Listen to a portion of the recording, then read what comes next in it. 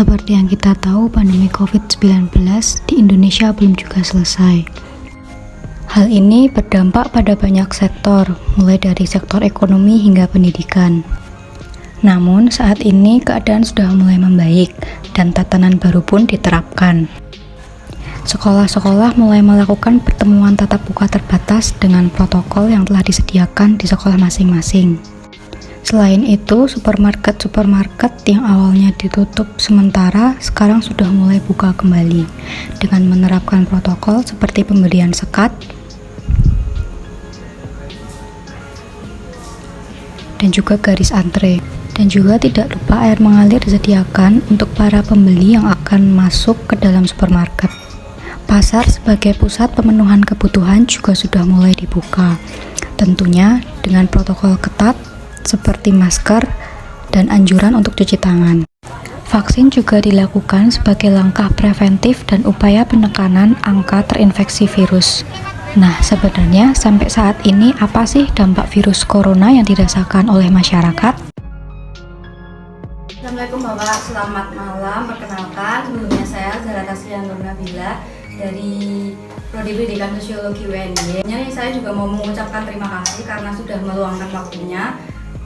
Malam-malam seperti ini saya bertamu di rumah Bapak. Nah, itu untuk apa ya Pak, mewawancarai Bapak, ngobrol-ngobrol gitu Pak tentang dampak pandemi di masyarakat itu seperti apa. Nah, jadi di sini saya udah menyiapkan beberapa pertanyaan. Nanti mungkin Bapaknya bisa langsung menjawab apa ya sesuai dengan keadaan yang memang terjadi di lingkungan masyarakat sekitar. Nah, mungkin sebelum masuk ke pertanyaan bisa perkenalan dulu Pak, mungkin nama dan di Tegalunggut ini sebagai apa? Assalamualaikum warahmatullahi wabarakatuh.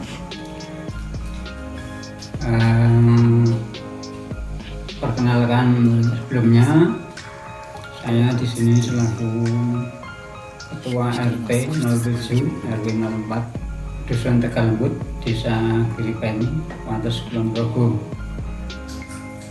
Nama saya Pak Naryo. Baik, nah langsung masuk ke pertanyaannya aja ya Pak.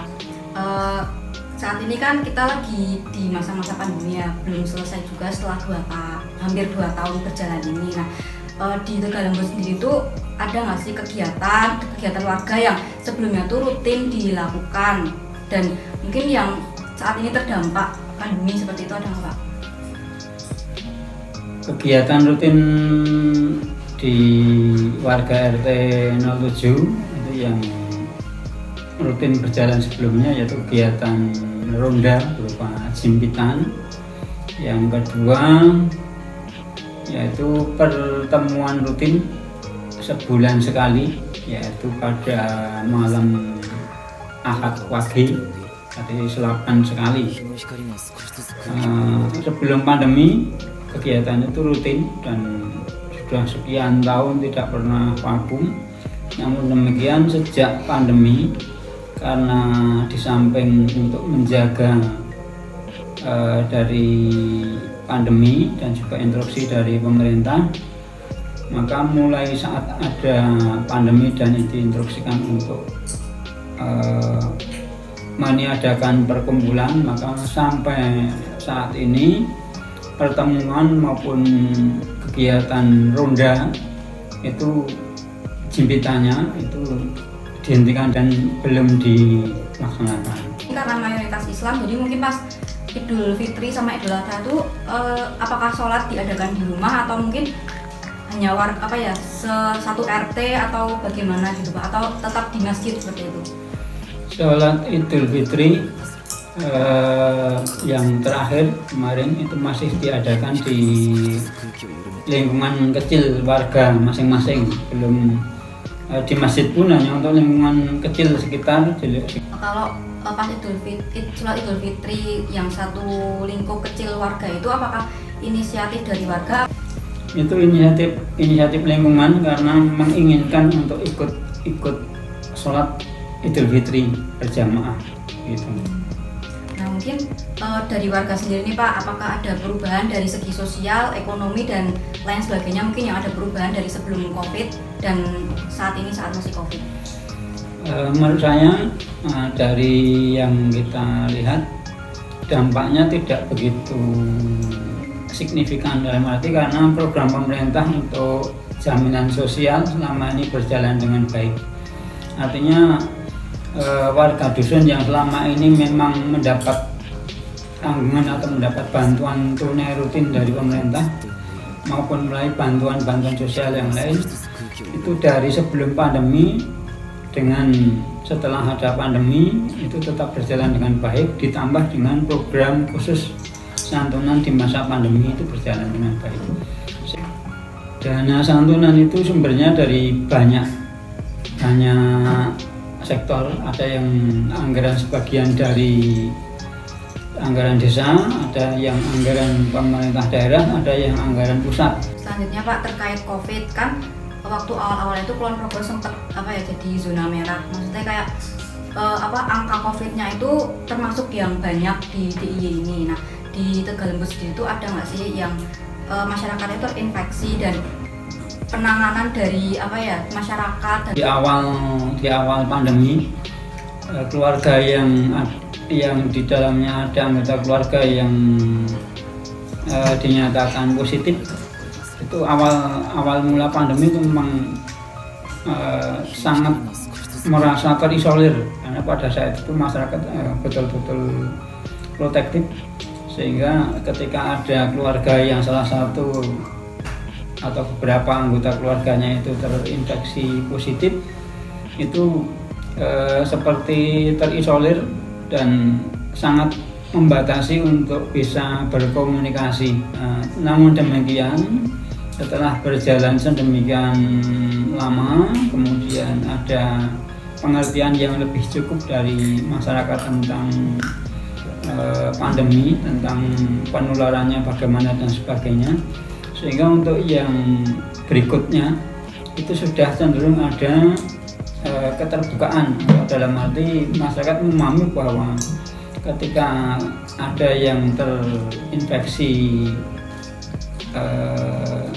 virus itu atau dinyatakan positif, itu sudah ada kecenderungan warga masyarakat untuk bisa membantu agar dia tidak merasa terisolir. Kalau dari tenaga kesehatan sendiri itu gimana Pak? Apakah penanganannya itu sudah cukup cepat?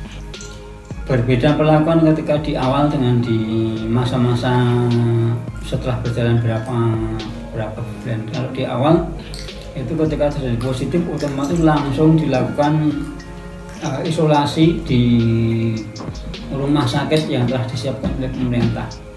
Tetapi setelah beberapa bulan atau berjalan berbulan-bulan, bahkan ketika terjadi indikasi positif, itu pun tidak serta-merta kemudian diisolasi di tempat isolasi misalnya rumah sakit, tetapi sudah dikondisikan isolasi secara mandiri di rumah masing-masing. Kalau dari aparatur desa sendiri itu gimana Pak? Apakah ada dana alokasi sendiri untuk keluarga yang terinfeksi? Misal seperti sumbangan atau mungkin uang tunai gitu? Itu ada anggaran dari desa dengan jumlah yang tidak terlalu besar.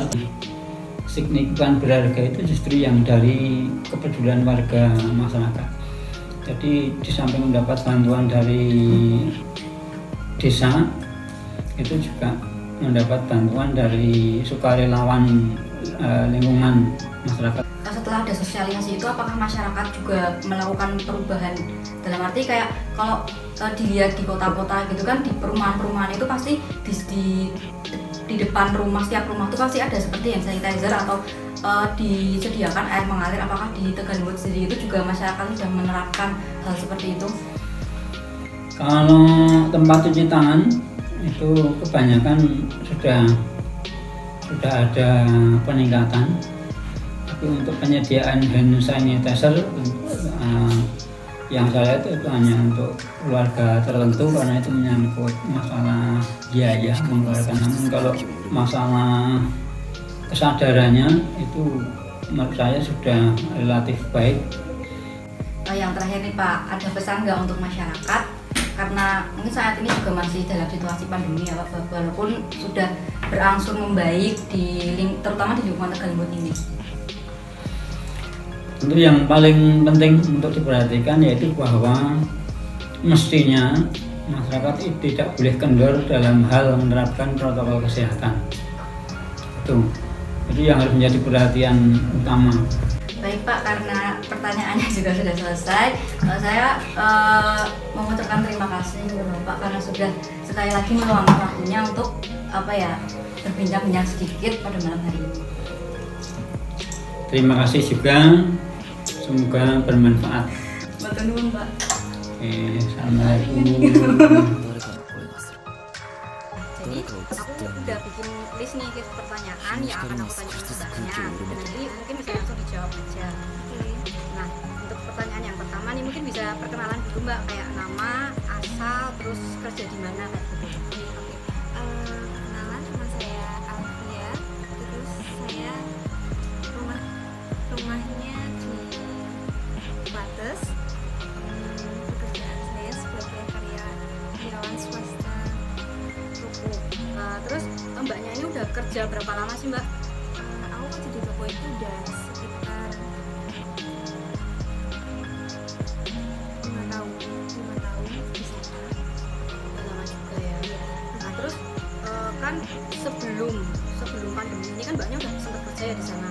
Dan pandemi ini juga masih kerja di sana. Itu kira-kira ada nggak sih kayak pengaruh kayak daya beli konsumen? Apalagi waktu awal corona itu kan kita ada lockdown juga. Dan mungkin bisa diceritain kayak sebelum dan sesudah waktu pandemi ini kayak gimana? Kalau sebelum pandemi itu kan emang toko itu lancar.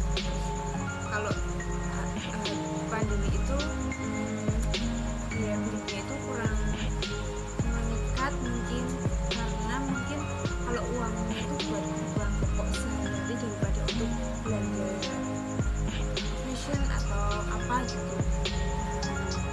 Nah terus kayak waktu awal pandemi ini kan kita sempat lockdown ya Mbak, beberapa minggu atau beberapa bulan kayak gitu. Itu ada nggak sih kayak pemberhentian karyawan atau mungkin bahkan PHK kayak gitu, ada nggak Mbak? Kalau di toko saya itu nggak ada, sebisa mungkin pihak manajemen itu nggak PHK karyawan. Nah terus waktu pandemi, nah itu Mbaknya ada nggak sih kayak kerja sampingan atau tambahan kayak gitu selain kerja di toko itu?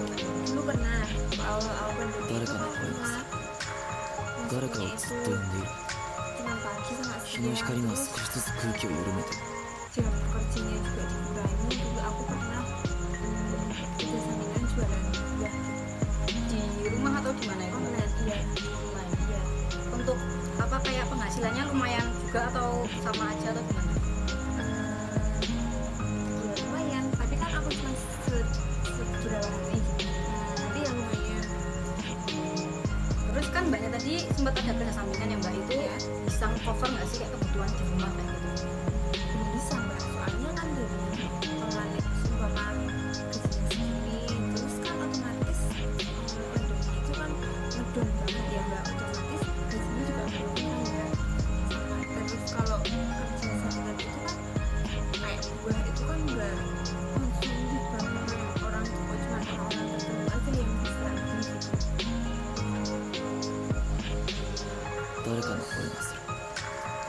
Ada nggak sih kayak dari pihak swalayan itu yang mereka ngasih apa ya kayak fasilitas sanitasi kepada para karyawannya kayak gitu, kayak misalnya sembako dan kayak ditambahin kayak bonus dan ini alat-alat kebersihan kayak misalnya hand sanitizer atau sabun kayak gitu.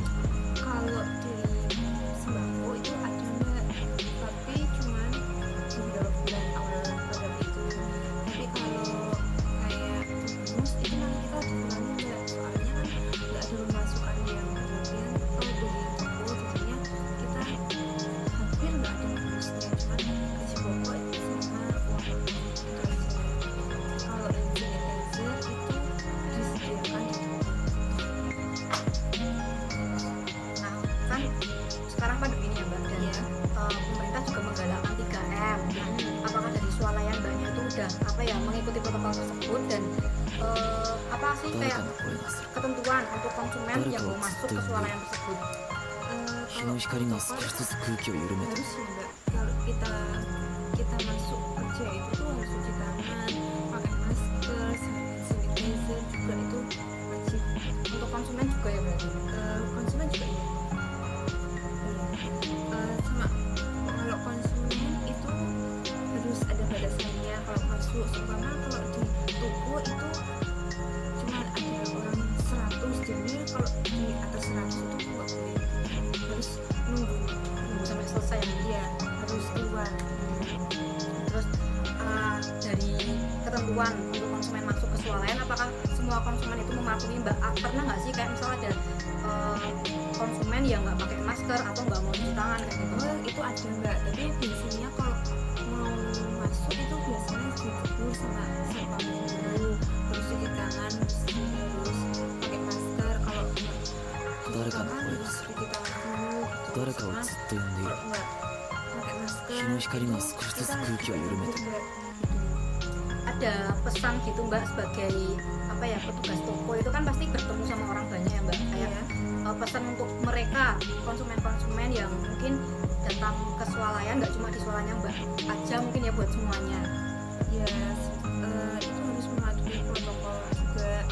Terus sama kalau kita keluar rumah itu tuh seharusnya seperlunya aja, sak gitulah, nggak usah berlama-lama di toko itu